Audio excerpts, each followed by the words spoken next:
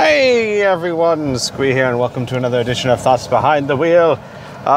Because at the moment it's the only thing I can do. So if you watched last Thoughts Behind the Wheel, when I was trying to reinstall a new power supply into my computer, turns out that when my old power supply blew, it also scorched my motherboard and one of my hard drives. It shorted out. You know, if you know what a short is, it's a lot of electrical power all at once. Now, power supplies are supposed to have safety gauge systems that keep their computer safe. They don't always work, as evidenced by my computer. So I gotta get a new power supply because apparently the new one that I bought and installed on the last podcast doesn't work well. So, you know, apparently, not only did my computer blow, but I went out and bought a new power supply that also doesn't work. So, good times with that. I was really confused, but the guy at the repair shop's like, dude, I don't know what to tell you. This power supply, it's working, but it's not working at... Basically, it's supposed to be like a 800 watt power supply, and he thinks it's running more at like 700 or less, and my computer can't do that. It would be... my computer draws way too much amp for that. So I'll have to get another power supply, I'll have to get a new motherboard, I'll have to get a new hard drive, and I'm going to lose some data. Luckily, it wasn't my storage. Okay, well, luckily or unluckily, luckily for you guys, it was not my storage hard drive. It wasn't the hard drive where I keep the majority of my recorded files, so I didn't lose 80 plus hours of Ardenfell, which could have happened. It was my main hard drive with all my games and operating systems installed on it. So that's bad news for me because everything, so, you know, Fallout with all its mods, XCOM, all my saved games, everything's corrupted. I don't know, you know, honestly, I'm like, this is a bit of bad news, yeah, because, like, for example, you know, XCOM Season 3 roleplay, I don't know what we're going to do with that. It's on a hard drive that's corrupted now. I don't know.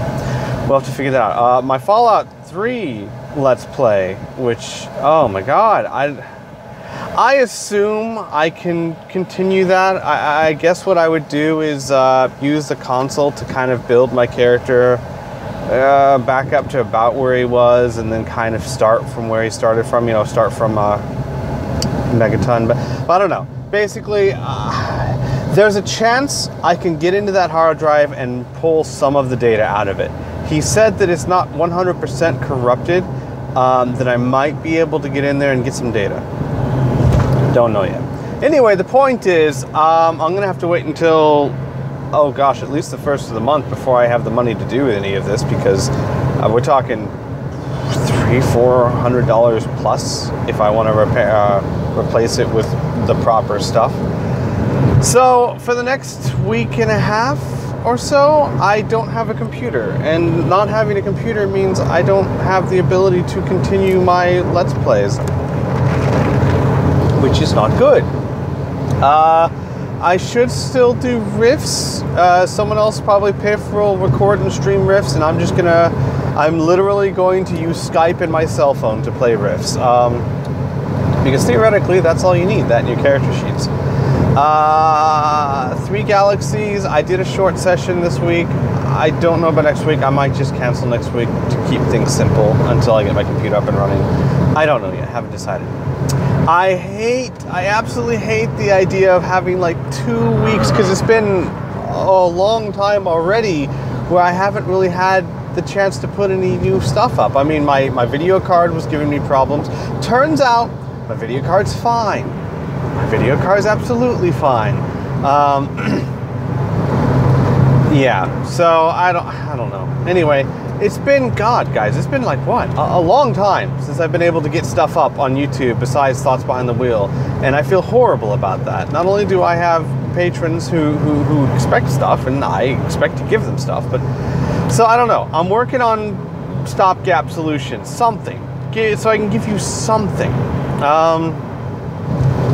I tried looking into programs that could record my cell phone screen, because I have some cool games. I have a Lone Wolf, the game, that's based off of the books, which I've really wanted to play for a while, and I've had it on my phone and haven't had a chance to touch it. And I thought, man, that'd make a cool Let's Play, wouldn't it? That'd be swell. I'm having trouble finding a program that can reliably record it so that I can upload it on YouTube. If you guys know of one, let me know. I tried a few of them, and they just they don't work well. Like, you know, they would record a bit, but when I record more than like a few minutes of a game, it just wouldn't save the recording or whatnot. My other option, because I don't think that's going to work really, my other option, as far as I know, is HK's laptop. Used to be my laptop. I gave it to her a long time ago. I might have some games on it. I think I might have like Mass Effect 3 on it. I think so, actually. Maybe I'll do something. See, I don't want to install a bunch of games onto her computer. It's her computer, and, you know, she's not a gamer, and I don't want her running in there and going, what's all these games and stuff. But I think I already got a few on there. Like, I think I already have Mass Effect 3 on there. So I might do something like that. I might do, like, when she's at work and I'm off, maybe, like, Tuesday, maybe I'll do, like, a Mass Effect 3 stream. I know, and I'll put that on YouTube. I know it's Mass Effect. I know you guys see me play Mass Effect tons of times, but yeah, it's something. You know, I might do like an Iron Man Insanity Challenge on Mass Effect 3, because I actually think I'm good enough at that game now that I could do it on Insanity and not die a lot. Yeah, I was just giving you a moment to stop laughing. Seriously, I think I can do it. Especially with an Infiltrator build. Infiltrator builds in that game, oh my god, they are devastating. I recently played through the game for the second time only. Mass Effect 3, I finally played through it for the second time, because the first time... let me put it this way. I've played Mass Effect 1 and 2 like 10 times. I've played 3... well, up until just recently, once. I played it once, and then I never played it again because of that ending, that, oh, god-awful ending. However, I found a mod for an ending that gives it an ending that, it's not fantastic, it's not perfect, it's not what I would have done, but it works.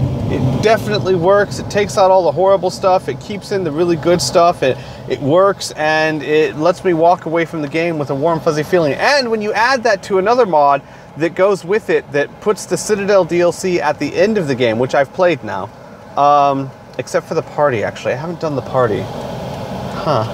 Anyway, it makes that take place after the end of the game, and it fits so well. It works perfectly like that, which is just evidence that, like, that DLC was supposed to be an epilogue all along.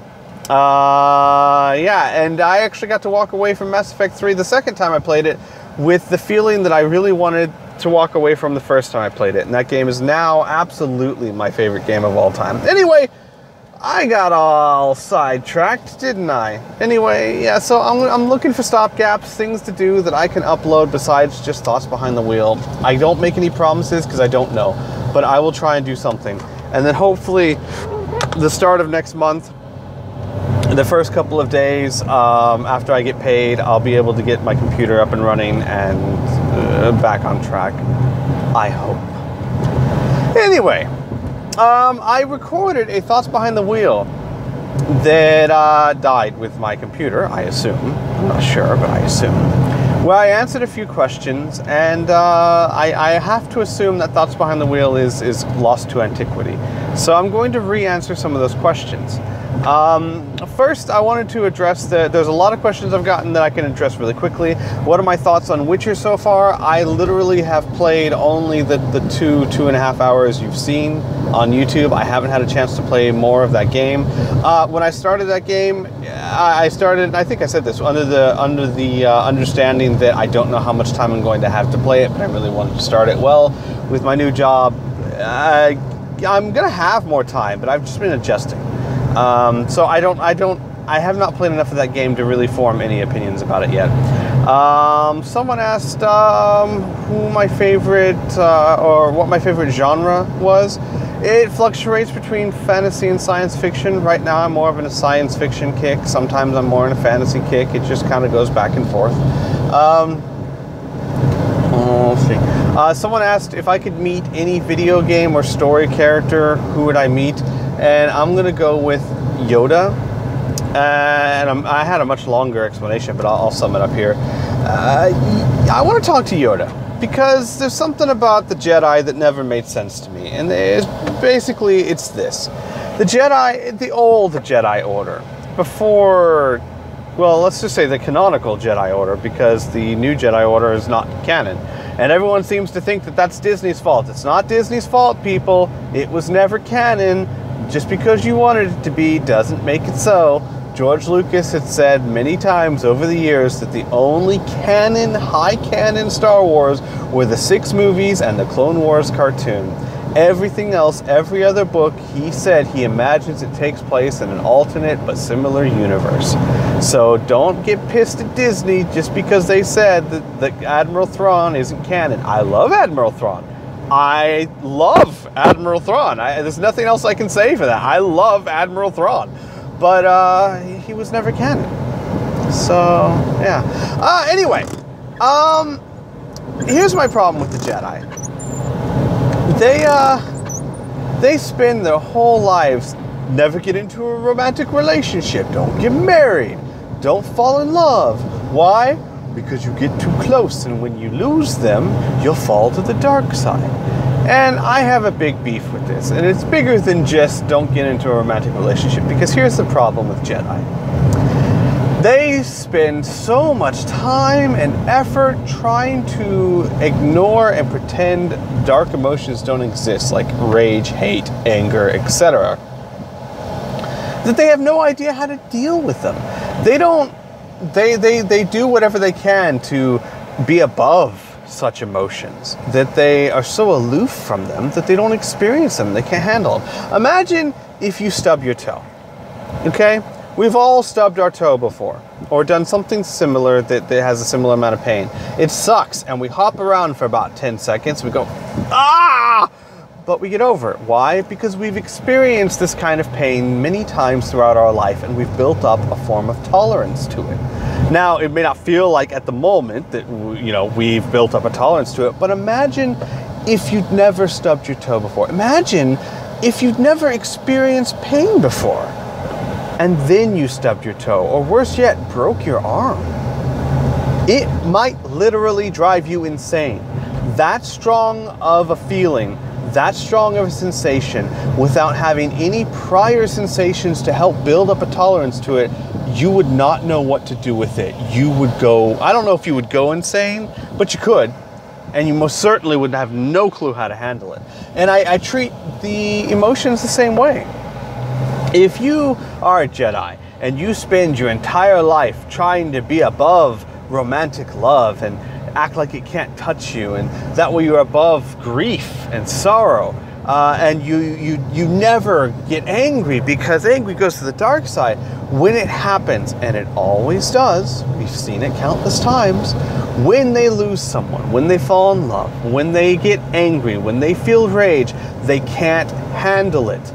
I think a much better strategy would be to, instead of trying to ignore that these emotions can touch you, acknowledge them and experience them and learn to control them. I mean, if HK were to die, oh my God, I would be grief-stricken, absolutely. But I don't think I'd go on a murderous rampage. And I know that's not exactly the best example to use, because I know the dark side has a pull that I wouldn't experience because I'm not force sensitive. And the dark side kind of lures people to him, but the principle's still the same. In the new canon books, again, the new books, again, not canon, but still, we'll use it for this purpose. Luke was married. Luke went through a lot of grief and loss, and he didn't go insane. Why? Because he experienced emotions. And this all leads to why I'd want to talk to Yoda. I'd be like, Yoda, why? Why, man? Why not let your Jedi fall in love and have relationships and teach them to control their emotions instead of ignore them? Just thought. I don't want to step on your Jedi Order's toes. You've been doing your thing for 2,000 years or whatever it is. just this little guy, don't know what he's talking about. But seriously, why? Why? What's so bad? Yeah. So anyway, there was another question. The question was, I have sometimes said that I am an optimist, and that I look at humans optimistically. And do I still feel this way knowing what I know about history? Does knowing what I know about history change my point of view at all? And to be more, give more information, I am one of those people that believes that there's people out there that believe that at their core everyone's bad, everyone's evil, everyone's selfish. I'm one of those people that believes at their core most people are good-natured. And I think that's evidenced everywhere you go. Most people, the majority, not everyone, not 99% of everyone, but most people are good-natured when they're dealing with strangers. They'll hold the door open for you. I can't, every single day, when I go to a gas station or a store or whatever, a stranger will hold open a door for me, or I will hold open a door for them, for no other reason than it conveniences the other person. It doesn't help them in any way, shape, or form. It delays whatever they're doing. But every single day I experience that. And that's just a small thing. How many times do people, if you stop and ask someone for directions, will they help you? Not all the time, but most of the time. You know, if you ask someone for the time, most people will help out. I think most people are good-natured people. I don't think most people would want to come up and beat the crap out of you just because they find it pleasurable. I don't think most people would cheat you out of your hard-earned money just because they think it's fun. Now, I want to be clear here that I think there's degrees to it. I think that a lot of people play pranks on other people because they think it's fun, because they don't think it's really going to cause harm. I could imagine people cheating you out of like 20 bucks because in the long run, they don't feel 20 bucks is going to be a big deal. I'm not saying this is right. I'm just saying that people are much more likely to do such things. Think of your college years. What I'm talking about is, I don't think, if I were to ask you guys, most of you, if I were to say, if you had the chance, this guy, he's 36 years old, he's worked really hard for his whole life, and he's built up a savings of $200,000. And he has this $200,000 because one day he has a little girl and he hopes to put her through college so that she can make a better life for herself. And that's what he has worked so hard to save this $200,000 for. And I am giving you the option right now to take this $200,000 from him. And you will never be caught. You'll never be,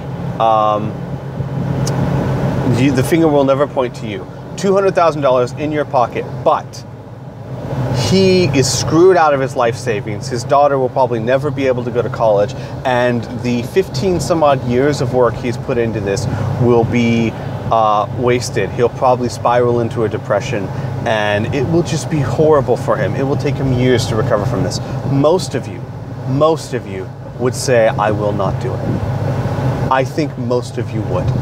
Because I think at our core, we're empathetic and we're good-natured people. I really think we are. I believe that. And knowing what I know of history, does that change my belief in it? No. No, I don't think it does. Because here's the thing. Were people horrible to each other in the past, and are they horrible to each other today? Yes. And if this world were to turn into a post-apocalyptic wasteland, would we be more horrible to each other than we are now? Yes.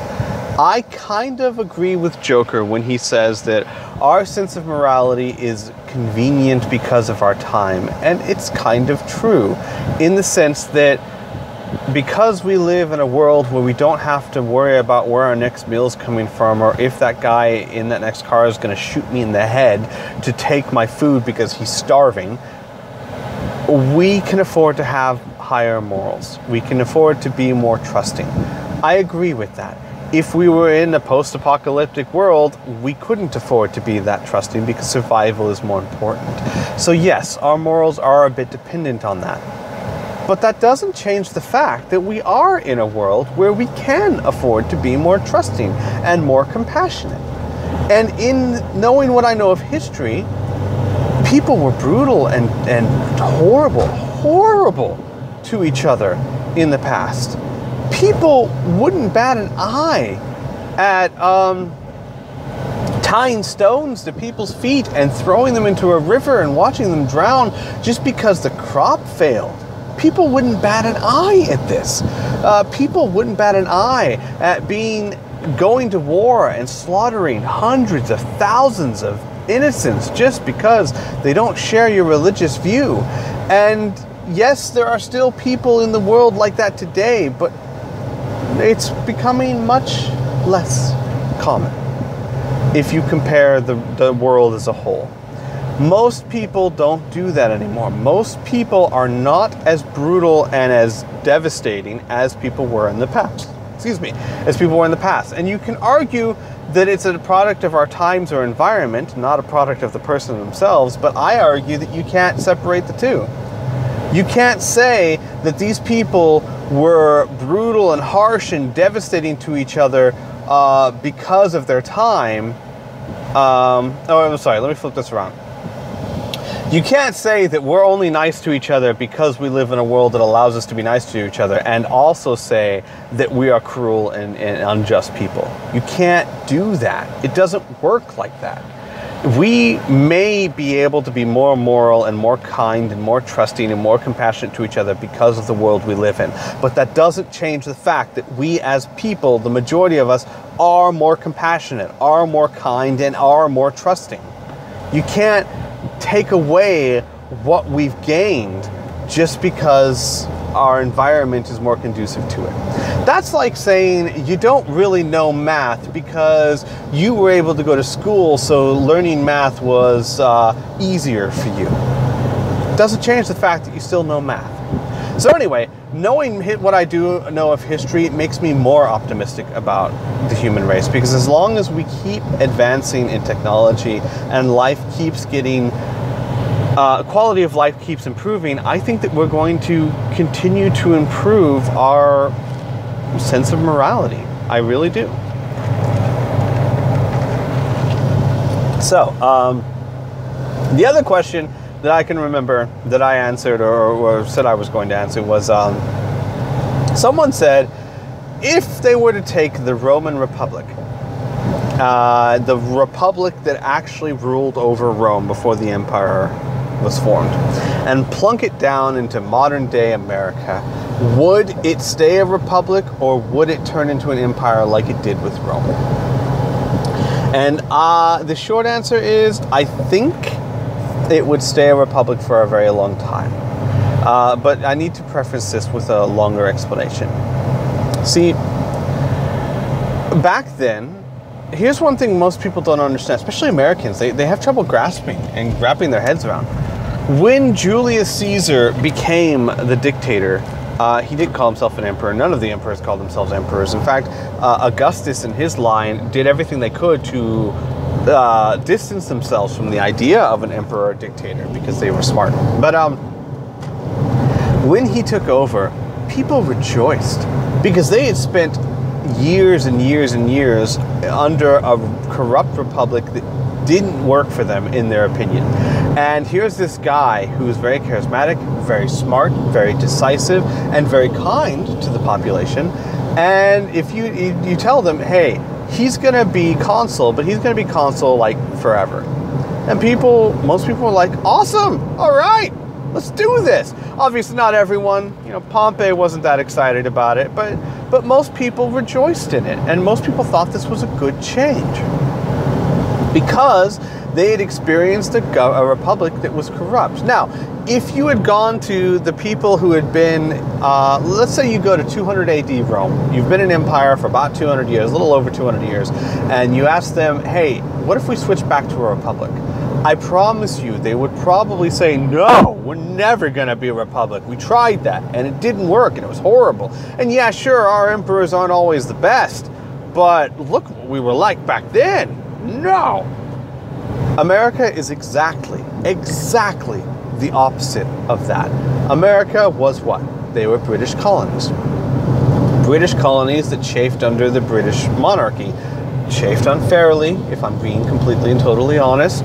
I'm sorry, but a tea tax and a stamp tax that was not too unbearable is not too much to ask when Britain just came over 20 years earlier and saved your asses from the French and the Indians, and you never paid them back for it. Just saying, just getting that off my chest.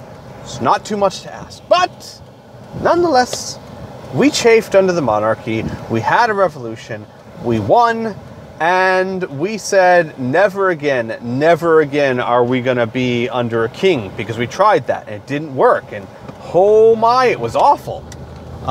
So we're going to make a republic, and we're going to do everything we can to make sure this republic cannot turn into another monarchy or dictatorship.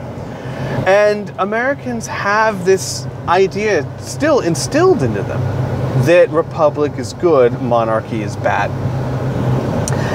So I think that if you were to plop the republic, the the Roman Republic, as corrupt as it was, into modern day America, we would try to fix it as opposed to overthrow it, because we as Americans feel the alternative, which is that of a dictator, is a far worse proposition.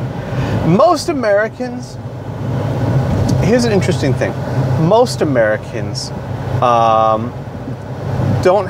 don't hate our government. A lot of them might say they hate our government. A lot of them may say they have no faith in our government. But here's an interesting thought. And here's an interesting exercise. And here's an interesting thing to think about. Most Americans think that we are 1 or 2 elections away from fixing our government. Yes, this president sucks. But next election, maybe we can elect the right person in there and get everything straightened around. Yes, this Congress is horrible. But next election, if we elect the right people, we can turn this around. Which means that most people think that we're 1 election or 2 elections away from a good government. That's not the kind of mentality that breeds revolution or overthrowing or overturning an entire system of government. That is when you get to the point where you say, this is so broken that no amount of elections will ever fix this. And the majority of Americans don't feel that way. So, yeah, no, I think that it would stay a republic for a very long time. Now, in a while, after, say, 100 years, if this republic just does not get fixed, maybe it'll be enough to sway people's opinions. Who knows? But yeah, I think it would take a while. So, that's that question answered. And then, of course, you've got guns. Every American with their guns. Oh, God, guns. Oh, boy, that would be... whew, not taking my republic away from me, Mr. Dictator, because I've got a pistol. And, you know, that gives me power. You know, there's a huge misconception with the whole Second Amendment thing. There's so many people that claim that, you know, I need to have my guns because I got to protect myself from the government. Dude, give it up. Back when the Second Amendment was made, yes, this was a valid argument. Do you know why this was a valid argument? Because your government had the same level of offensive technology that you did. A musket. Which meant that your musket was just as good as their musket, and you were a credible threat. Now, you have a 9mm Glock. Do you know what they have? They have Predator drones, and A1 tanks, and M60 machine guns, and things that your gun is useless against. If our government wanted to turn dictator and control us with an iron thumb and get all militaristic on our asses, your pea shooter is not going to make a big difference. I'm sorry, it won't. I love guns. Don't get me wrong. I absolutely love guns. I was an infantry soldier for 6 years. Guns were my life for 6 years. I was pegged to go to sniper school. I'm so sad I didn't. I wasn't able to. My unit wouldn't send me for training because National Guards didn't need to go to sniper school. But I was trained to go to sniper school. I love shooting, and I love guns. I don't really think America needs them. But that's another story for another time. In fact, if you want me to go into a tangent about that, just let me know. I'll be more than happy to. But anyway, yes, I will, I'm home. So I'll see you guys later. Okay? Ta-ta.